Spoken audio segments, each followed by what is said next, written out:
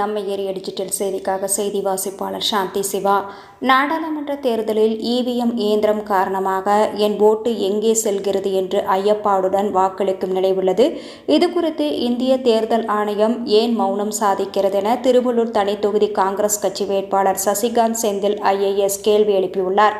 நடைபெறவுள்ள நாடாளுமன்ற தேர்தலில் திருவள்ளூர் தொகுதியில் திமுக கூட்டணியில் அங்கம் வகித்து வரும் காங்கிரஸ் கட்சி சார்பில் வேட்புமனு தாக்கல் நடைபெற்றது.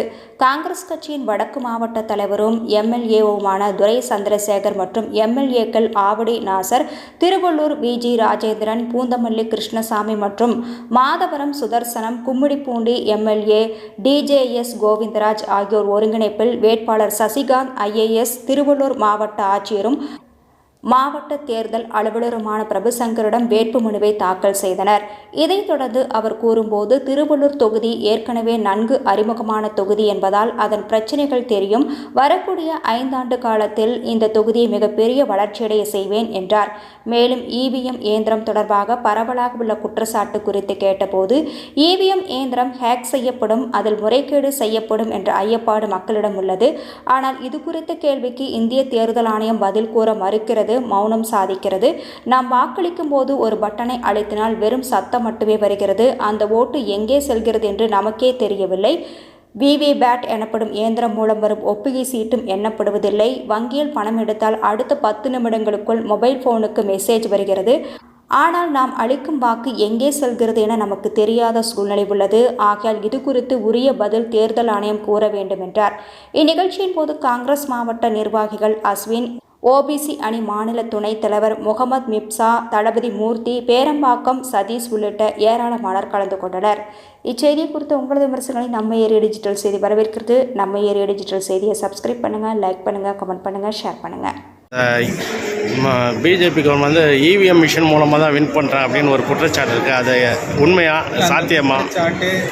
அந்த குற்றச்சாட்டுக்கு எலெக்ஷன் கமிஷன் எந்த பதிலும் சொல்ல மாட்டேங்குது. இதெல்லாம் பார்க்கும்போது ஒரு ஐயப்பாடோடவே நம்ம தேர்தலை எதிர்கொள்ள வேண்டியதாக இருக்குது. ஜனநாயகத்தில் வந்து ஒரு ஐயப்பாடோடு ஒரு தேர்தலை எதிர்கொள்வது எந்த விதத்தில் சரின்னு எனக்கு தெரியல. எலெக்ஷன் கமிஷன் இதை ஏன் வந்து கண்டுக்காமல் இருக்காங்கன்னு எனக்கு புரியல. இவிஎம் ஹேக் செய்யப்படுது என்பது ஒரு பக்கம் இருந்தாலும் அந்த இவிஎம்மில் வந்து ஒரு ரெப்ரசன்டேட்டிவ்னஸே இல்லை. நான் போட்ட ஓட்டு இங்கே தான் போச்சுன்னு யாருமே கிளியராக சொல்ல முடியும். அப்படி இருக்கும் பொழுது அந்த VVPATன்ற அந்த பேப்பரில் வருது, ஆனால் அதை கவுண்ட் பண்ண மாட்டாங்க. இந்த மாதிரி பல கோளாறுகள் இருப்பதுனால் இதை வந்து எலெக்ஷன் கமிஷன் உடனடியாக கன்சிடர் பண்ணி அவங்க விடையை கொடுக்கணும்.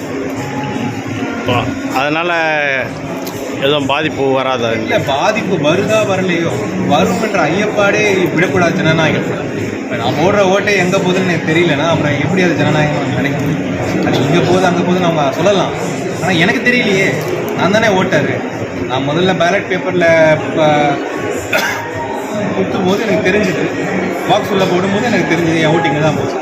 இங்கே நான் ஒரு பட்டன் எடுத்தோட சவுண்டு தான் வந்து அது எங்கே போச்சுன்னு தெரியாமல் இருக்கிறது தான் இவிஎம்ல ஒரு பெரிய பிரச்சனை. இதுக்காக கட்சி சார்பாக இதில் எலெக்ஷன் கமிஷனில் வலியுறுத்துவீங்களா திருப்பி? இல்லை, கட்சி சார்பாக வலியுறுத்திருக்காங்க, பல இடங்களில் பேசியிருக்காங்க. இருந்தாலும் எலெக்ஷன் கமிஷன் இந்த பர்டிகுலர் கேள்விக்கு பதிலே இல்லை. இது வந்து இங்கிலீஷில் வந்து வெரிஃபிகேஷன் சொல்லுவோம். நீங்கள் பேங்க்கில் போய் கொஞ்சம் காசு போடுறீங்கன்னு வச்சுக்கோங்களேன், அடுத்த 10 நிமிஷத்தில் உங்களுக்கு மெசேஜ் வரும். அந்த மெசேஜ் வராமல் நீங்கள் வெளியே போக மாட்டீங்க அந்த பூத்தில். ஏன்னா ஒரு எலக்ட்ரானிக் டிரான்சாக்ஷனுக்கு ஒரு வெரிஃபிகேஷன் தேவை. அப்போ தான் அது வந்து வெரிஃபைடு ஆச்சுன்னு நமக்கு தெரியும்.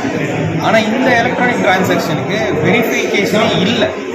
சரி, அந்த பேப்பர் ஸ்லிப்பில் தான் அந்த வெரிஃபிகேஷன் வருதுன்னா அப்போ அதை தானே நீங்கள் கவுண்ட் பண்ணணும். நான் வெரிஃபை பண்ண ஓட்டு அதுதானே கவுண்ட் பண்ணணும், அதை கவுண்ட் பண்ண மாட்டாங்க. ஸோ இந்த மாதிரி பல கோளாறுகள் இருக்குதுன்னு நான் சொல்கிறேன். ஓகே.